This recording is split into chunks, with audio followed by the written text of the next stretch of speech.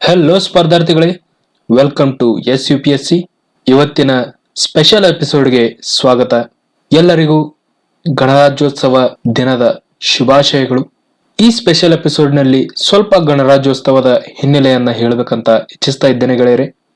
ನಾನು ನಿಮ್ಮ DVK sir. ಗಣರಾಜ್ಯೋತ್ಸವ 26 ಜನವರಿ ಎಂದೇನೆ ಯಾಕೆ ಅದನ್ನ ಆಚರಿಸಲಾಗ್ತದ ನೋಡೋಣ. ಐತಿಹಾಸಿಕ ಹಿನ್ನೆಲೆ ಮತ್ತು ನಮ್ಮ ಸ್ವಾತಂತ್ರ್ಯ ಹೋರಾಟ ಇದೆಲ್ಲವೂ ಈ ಒಂದು ದಿನಾಂಕಕ್ಕೆ ಸಂಬಂಧಿಸಿದ ಗೆಳೆಯರೆ. ಅದನ್ನೆಲ್ಲ ನೋಡೋಣ ಬನ್ನಿ. 1919ರ ಮಾರ್ಟೆಂಗೋ ಚೆಮ್ಸ್ಫರ್ಡ್ ಸುಧಾರಣೆಗಳು, ಅವುಗಳನ್ನ ಪರಿಶೀಲಿಸಲಿಕ್ಕೆ ಭಾರತಕ್ಕೆ ಸೈಮನ್ ಆಯೋಗವನ್ನ ಕಳಿಸಲಾಗ್ತದೆ. ಈ ಸೈಮನ್ ಆಯೋಗದಲ್ಲಿ ಯಾರೂ ಭಾರತೀಯರು ಇರಲಿಲ್ಲ. ಆದ ಕಾರಣ ಇದಕ್ಕೆ ತೀವ್ರ ವಿರೋಧ ವ್ಯಕ್ತವಾಗ್ತದ.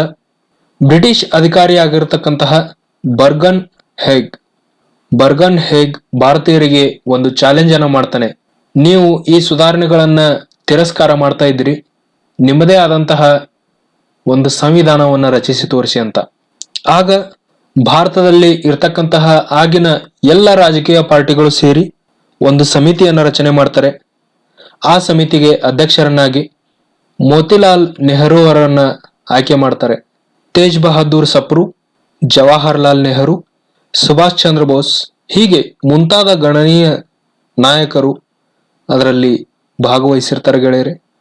ಇದರಲ್ಲಿ ಮುಸ್ಲಿಂ ಲೀಗ್ ನಿಂದನೂ ಕೂಡ ಒಬ್ಬ ಸದಸ್ಯನನ್ನ ಕಳಿಸಿರ್ತಾರೆ.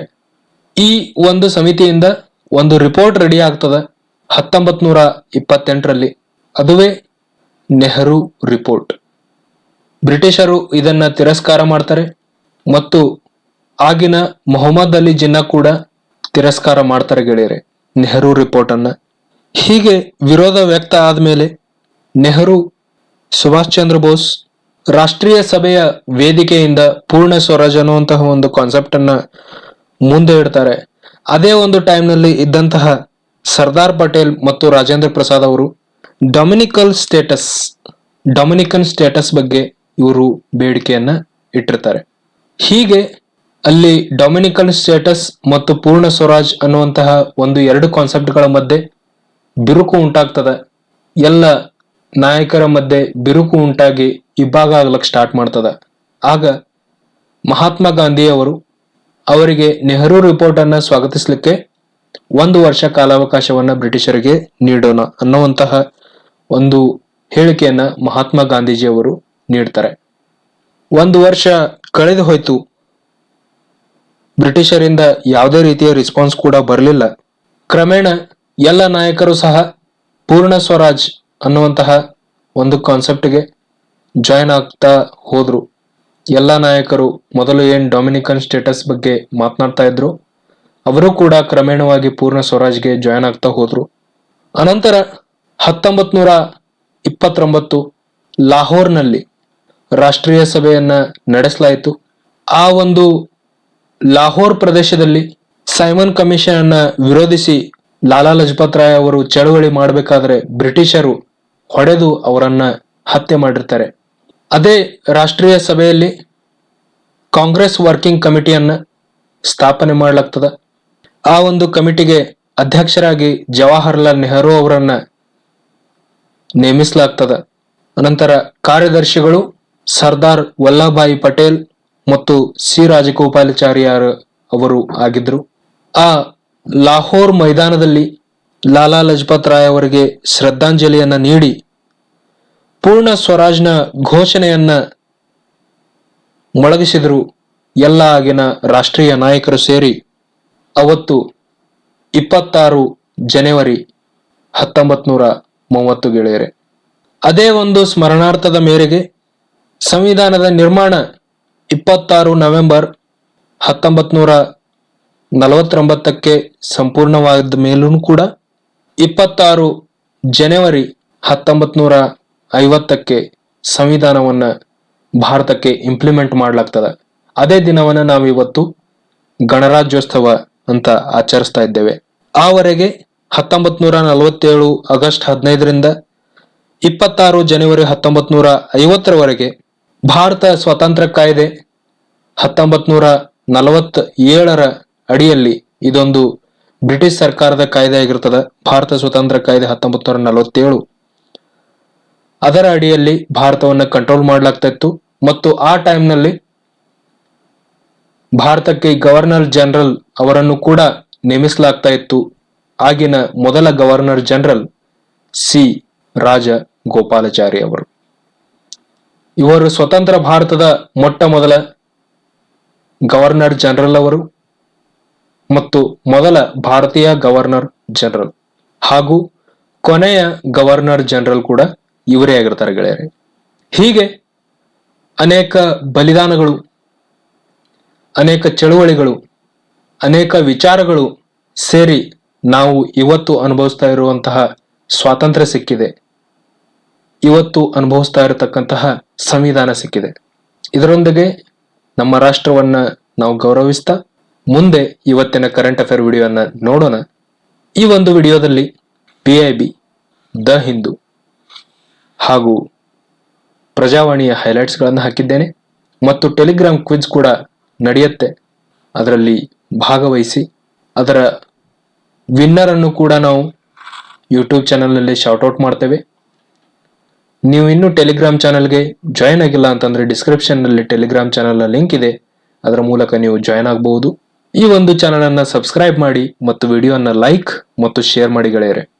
ಪ್ರೆಸ್ ಅಂಡ್ ಇನ್ಫಾರ್ಮೇಶನ್ ಬ್ಯೂರೋ ಇಂದ ಬಂದಂತಹ ಕೆಲವು ಅಪ್ಡೇಟ್ಗಳನ್ನು ನೋಡೋಣ.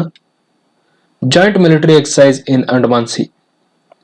ಜಂಟಿ ಕಾರ್ಯಾಚರಣೆಯ ಸನ್ನದ್ಧತೆಯನ್ನು ಹೆಚ್ಚಿಸುವ ನಿಟ್ಟಿನಲ್ಲಿ ಭಾರತೀಯ ಸಶಸ್ತ್ರ ಪಡೆಗಳು ಅಂಡಮಾನ್ ಸಮುದ್ರ ಮತ್ತು ಬಂಗಾಳ ಕೊಲ್ಲಿಯಲ್ಲಿ ಆಂಪೆಕ್ಸ್ 21 ಜೊತೆಗೆ ಕವಚ್ ಅನ್ನುವಂತಹ ಒಂದು ದೊಡ್ಡ ಪ್ರಮಾಣದ ಸಂಯುಕ್ತ ಮಿಲಿಟರಿ ತರಬೇತಿ ವ್ಯಾಯಾಮವನ್ನು ನಡೆಸ್ತವೆ ಗೆಳೆಯರೆ. ಮಿಲಿಟರಿ ಆಫ್ ಡಿಫೆನ್ಸ್ ನಿಂದ ಮತ್ತೊಂದು ಅಪ್ಡೇಟ್ ಇಲ್ಲಿರುತ್ತದೆ. Successful maiden test launch of Akash NG missile.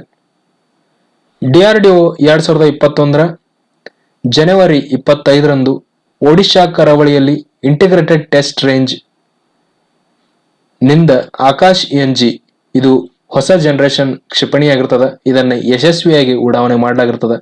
Akash NG ಎಂಬುದು ಒಂದು ಹೊಸ ಪೀಳಿಗೆಯ ಮೇಲ್ಮೈಯಿಂದ ವಾಯು ಕ್ಷಿಪಣಿ ಆಗಿರ್ತದೆ ಗೆಳೆಯರೆ. New generation ground to air, surface to air ಅಥವಾ ಗ್ರೌಂಡ್ ಟು ಏರ್ ಕ್ಷಿಪಣಿ ಇದು ಆಗಿರ್ತದೆ. ದ ಹಿಂದೂ ಇಂದ ಬಂದಂತಹ ಕೆಲವು ಅಪ್ಡೇಟ್ಗಳನ್ನು ನೋಡೋಣ. SP Balasubrahmanyam Shinzo Abe awarded Padma Vibhushan. ದಿವಂಗತ ಗಾಯಕರಾದಂತಹ ಮತ್ತು ಸಂಗೀತ ಸಂಯೋಜಕರಾದಂತಹ SP ಬಾಲಸುಬ್ರಹ್ಮಣ್ಯಂ ಜಪಾನಿನ ಮಾಜಿ ಪ್ರಧಾನಿ ಶಿಂಜೋ ಅಬೆ ಮತ್ತು ಇಸ್ಲಾಮಿಕ್ ವಿದ್ವಾಂಸ ಮೌಲಾನಾ ವಹೀದುದ್ದೀನ್ ಖಾನ್ ಅವರಿಗೆ ಭಾರತದ 2ನೇ ಅತ್ಯುತ್ತಮ ನಾಗರಿಕ ಪ್ರಶಸ್ತಿಯಾದಂತಹ ಪದ್ಮ ವಿಭೂಷಣ ಪ್ರಶಸ್ತಿಯನ್ನು ನೀಡಲಾಗಿದೆ. Green tax mooted for personal vehicles older than 15 years. 15 ವರ್ಷಕ್ಕಿಂತ ಹಳೆಯ ವಾಹನಗಳ ಮಾಲೀಕರು ಪರಿಸರವನ್ನ ಕಲುಷಿತಗೊಳಿಸುವುದಕ್ಕಾಗಿ ದಂಡವನ್ನ ಸರ್ಕಾರಕ್ಕೆ ನೀಡಬೇಕಾಗ್ತದೆ. ಆ ಒಂದು ತೆರಿಗೆಯನ್ನ ಹಸಿರು ತೆರಿಗೆ ಅಂತ ಪಾವತಿಸಬೇಕಾಗ್ತದೆ ಗೆಳೆಯರೆ. ಮತ್ತು ಭಾರತದ ಅತಿ ಹೆಚ್ಚು ಕಲುಷಿತ ನಗರಗಳಲ್ಲಿ ವಾಸಿಸ್ತಾ ಇದ್ರೆ ಈ ಒಂದು ತೆರಿಗೆ ಅತ್ಯಂತ ಕಡಿದಾಗಿರ್ತದ, ಅಂದ್ರ ಅತ್ಯಂತ ಹೆಚ್ಚಿನದಾಗಿರ್ತದ ಅಂತ ಹೇಳ್ತಾ ಇದ್ದಾರೆ. ಹಳೆಯ ವಾಹನಗಳಿಗೆ ಹಸಿರು ತೆರಿಗೆ ವಿಧಿಸುವ ಪ್ರಸ್ತಾವಕ್ಕೆ ಕೇಂದ್ರ ರಸ್ತೆ ಸಾರಿಗೆ ಮತ್ತು ಹೆದ್ದಾರಿ ಸಚಿವರಾದಂತಹ ನಿತಿನ್ ಗಡ್ಕರಿ ಅನುಮೋದನೆಯನ್ನ ನೀಡಿರ್ತಾರೆ. Biden reverses Trump ban on transgender people in military. US ಅಧ್ಯಕ್ಷರಾದಂತಹ ಜೋ ಬೈಡನ್ ಅವರು ಸೋಮವಾರ ಟ್ರಂಪ್ ಯುಗದ ಪೆಂಗಟನ್ ನೀತಿಯನ್ನ ಹಿಮ್ಮೆಟ್ಟಿಸುವ ಆದೇಶಕ್ಕೆ ಸಹಿ ಹಾಕಿರ್ತಾರೆ. ಈ ಪೆಂಗಟನ್ ನೀತಿ ಅಂತಂದ್ರೆ ಲಿಂಗ ಪರಿವರ್ತಿತ ಮತ್ತು ತೃತೀಯ ಲಿಂಗಿ ವ್ಯಕ್ತಿಗಳನ್ನ ಮಿಲಿಟರಿ ಸೇವೆಯಲ್ಲಿ ಸೇರಿಸಿಕೊಳ್ಳದೆ ಇರತಕ್ಕಂತಹ ಒಂದು ಆದೇಶ ಇದು ಆಗಿರ್ತದೆ. ಟ್ರಂಪ್ ಅವರು ಇದನ್ನ ಜಾರಿಗೆ ತಂದಿರ್ತಾರೆ. ಇದನ್ನ ಜೋ ಬೈಡನ್ ಅವರು ಹಿಮ್ಮೆಟ್ಟಿಸಿರ್ತಾರೆ, ಅಂತಂದ್ರೆ ಅದನ್ನ ಕ್ಯಾನ್ಸಲ್ ಮಾಡಿರ್ತಾರೆ. ಈಗ ಅಮೆರಿಕದ ಸೇನೆಯಲ್ಲಿ ತೃತೀಯ ಲಿಂಗಿ ಮತ್ತು ಲಿಂಗ ಪರಿವರ್ತಿತ ಜನರು ಕೂಡ ಜಾಯಿನ್ ಆಗಬಹುದಾಗಿದೆ. ಪ್ರಜಾವಾಣಿಯಿಂದ ಬಂದಂತಹ ಕೆಲವು ಅಪ್ಡೇಟ್ಗಳನ್ನು ನೋಡೋಣ. COVID-19 ಸಾಂಕ್ರಾಮಿಕವು ದೇಶಕ್ಕೆ ಅಪ್ಪಳಿಸಿದ ನಂತರದಲ್ಲಿ ದೇಶದ ಮೊದಲ 100 ಶತಕೋಟ್ಯಾಧೀಶರ ಸಂಪತ್ತು 12.97 ಲಕ್ಷ ಕೋಟಿಯಷ್ಟು ಹೆಚ್ಚಳ ಆಗಿದೆ ಅಂತ ಹೇಳ್ತಾ ಇದ್ದಾರೆ.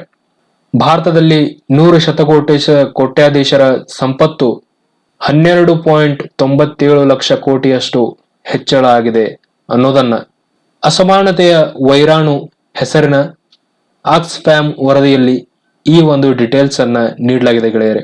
ಈ ಮೊತ್ತವನ್ನ ಬಳಸಿ ಈ 12.97 ಲಕ್ಷ ಕೋಟಿ ಏನದ ಇದನ್ನ ಬಳಸಿ ಭಾರತದ 13.8 ಕೋಟಿ ಕಡುಬು ಬಡವರಿಗೆ ತಲಾ 94,000 ಚೆಕ್ ಅನ್ನ ನೀಡಲಿಕ್ಕೆ ಸಾಧ್ಯ ಇದೆ ಅನ್ನೋದನ್ನ ಈ ಅಸಮಾನತೆಯ ವೈರಾಣು ಅನ್ನುವಂತಹ ಒಂದು ವರದಿ ಬಹಿರಂಗಪಡಿಸಿರ್ತದೆ ಗೆಳೆಯರೆ.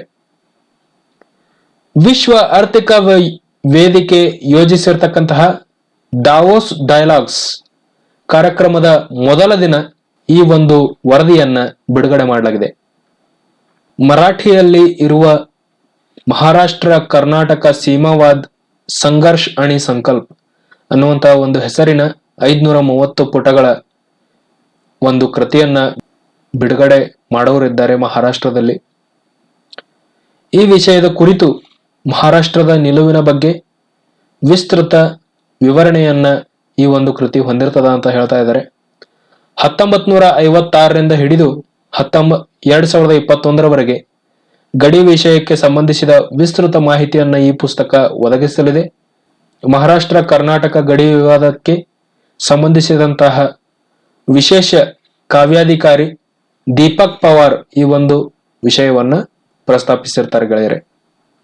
ಹಿನ್ನೆಲೆ ಗಾಯಕ SP ಬಾಲಸುಬ್ರಹ್ಮಣ್ಯಂ ಮತ್ತು ಕರ್ನಾಟಕ ರಾಜ್ಯದ ಹೃದ್ರೋಗ ತಜ್ಞ BM ಹೆಗಡೆ ಸೇರಿದಂತೆ ಕರ್ನಾಟಕ ರಾಜ್ಯದ 7 ಮಂದಿ ಈ ಸಾಲಿನ ಪದ್ಮವಿಭೂಷಣ ಪುರಸ್ಕಾರಕ್ಕೆ ಆಯ್ಕೆಯಾಗಿರ್ತಾರೆ ಗೆಳೆಯರೆ.